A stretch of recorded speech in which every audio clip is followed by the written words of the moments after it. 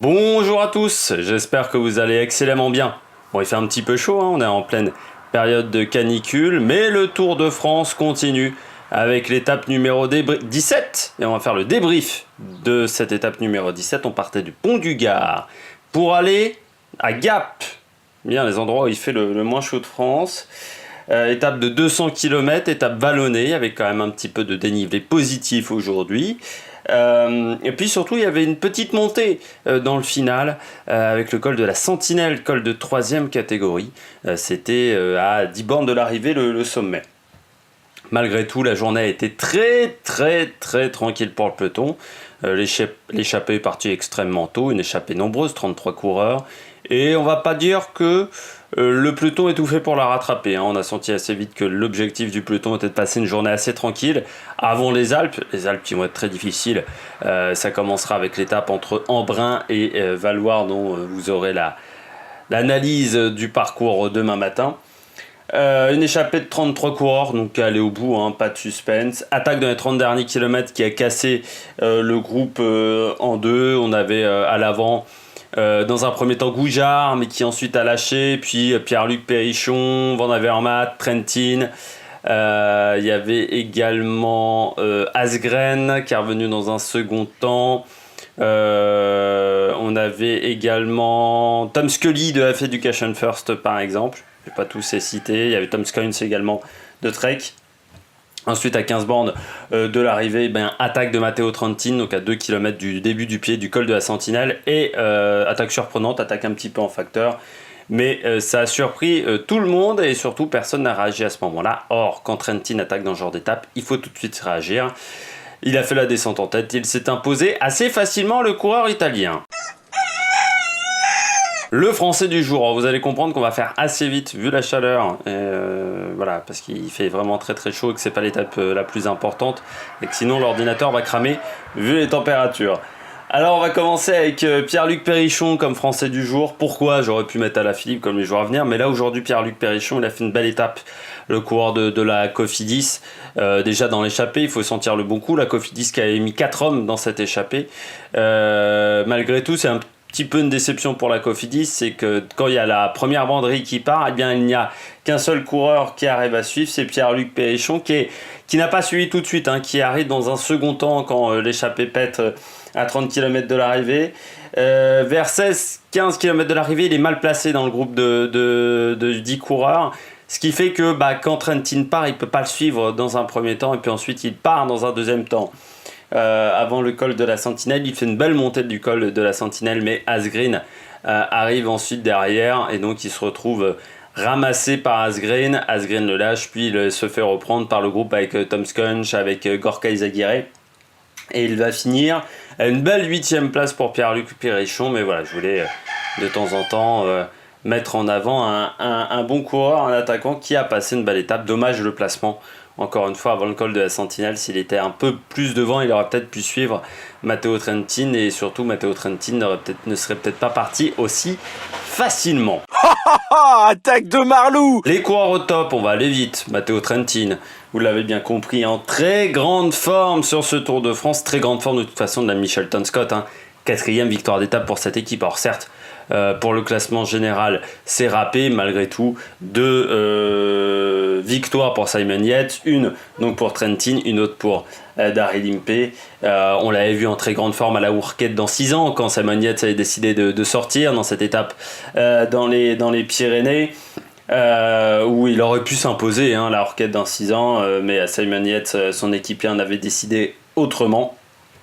Et bien là, il est sorti très facilement, mais une fois qu'il était sorti, il n'a pas regardé derrière lui. Il est parti en avançant, en mettant du braquet. Et comme c'est un coureur qui est capable de tout faire, Trentin, eh bien, il s'est imposé tout devant. De toute façon, même si Périchon l'avait repris, il l'aurait battu au sprint parce qu'il est vraiment très fort, Trentin. Et c'est vrai que ça pouvait faire partie des coureurs performants sur style d'étape, mais j'aurais pas misé sur lui pour qu'il prenne l'échappée. Il a pris l'échappée, mais il a été très fort. C'est un coureur qui touche à tout. Trentin, de toute façon, aussi bon en montagne qu'au sprint. De toute façon, quand on regarde ses victoires d'étape sur le Tour de France, mais également sur les grands tours en général, il a gagné dans tout type d'étapes, c'est-à-dire dans des sprints massifs, où il avait une fois à Nancy battu Sagan, dans des sprints un peu plus difficiles à monter, dans des groupes restreints au sprint, et puis des fois en solitaire comme aujourd'hui. Mais celle-là, je pense qu'elle va être la plus belle qu'il ait remportée, avec peut-être celle de Pinerolo sur le Tour d'Italie, parce que c'est vrai que c'est la seule qu'il a encore sur le Giro. C'est un coureur italien qui court très très peu, qui a fait 1 ou 2 Giro, hein, pas beaucoup plus, mais celle-là va avoir va être une place particulière parce que il s'est quand même imposé en costaud. Deuxième coureur au top, Kasper Asgreen. Démarrage un peu trop tardif pour Kasper Asgreen. Il part dans le dernier kilomètre du col de la Sentinelle, là où c'est un peu moins pentu, alors que pourtant il semblait fort. Surtout, il n'avait pas roulé de la journée. Très très bonne stratégie parce que son leader, Julien Lafilippe, était derrière, donc il n'était pas obligé de rouler. Il était très frais, malgré le fait qu'il fasse 40 degrés sur cette étape. Mais voilà, il part un peu trop tardivement, peut-être endormi par la chaleur. Ça arrive. Et ce qui fait qu'il finit très très fort. Il finit même un peu mieux que Matteo Trentin, mais pas la possibilité de revenir. Il a toujours eu un petit temps de retard, Asgreen, hein. Il sort pas dans un premier temps chasser le groupe qui part à 30 bornes de l'arrivée, donc il part dans un second temps, ce qui fait qu'il est obligé de faire l'effort seul pour revenir. Ensuite, voilà, il a toujours eu un petit temps de décalage, et ce qui fait qu'il est deuxième aujourd'hui dans cette étape. Les bonnets d'âne, ça va être des bonnets d'âne collectifs aujourd'hui. On commence avec la Katusha. La Katusha passe totalement à côté de son Tour de France. Alors on sait, ils perdent leur sponsor. Les coureurs sont déjà en train de réfléchir à ce qu'ils vont faire l'année prochaine, où ils vont être l'année prochaine. Ce qui me semble quand même incroyable, c'est qu'il n'y en ait pas plus qui soient sortis aujourd'hui. Je pense que... Alors je parle pas d'un Zakharine, mais un De Buchkereux par exemple aujourd'hui, il avait la possibilité de passer. C'est un bon sprinter, De Buchkereux. Qu'on laisse Nils Politt seul dans cette étape-là, c'est pas normal. Je pense qu'on peut avoir un peu plus d'envie. Matt Wurtz par exemple aurait pu s'échapper, mais on l'a beaucoup vu à l'avant comme Nils Politt. Mais à part ces deux coureurs-là, il faut quand même très clairement le dire que les Katusha, on ne les a pas vus de tout ce Tour de France. C'est pas normal, même Zakharine, on l'a vu que simplement sur une étape.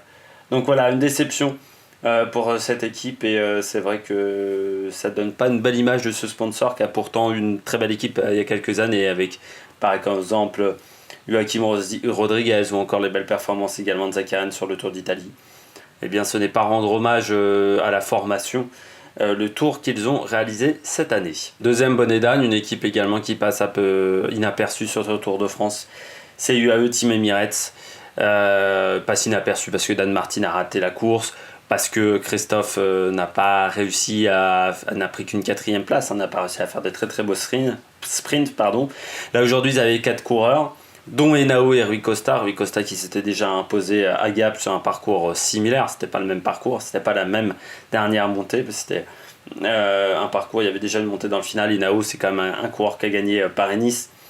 Et pourtant, il n'y a aucun coureur dans le top 5, c'est sur les 4 coureurs. Langen est sorti avec le petit groupe à 30 bornes de l'arrivée. Les 3 autres se sont fait complètement avoir à ce moment-là et n'ont jamais réussi à revenir dans le bon tempo. Donc vraiment déception pour UAE Team Emirates. Il y avait bien mieux à faire aujourd'hui. J'espère que vous avez aimé cette vidéo. N'hésitez pas à vous abonner, n'hésitez pas à mettre un pouce bleu, n'hésitez pas à réagir dans les commentaires. Et puis nous on se retrouve demain matin pour faire l'analyse de l'étape numéro 18, et il y aura beaucoup de choses à dire. Allez, ciao ciao sur la Melk Production.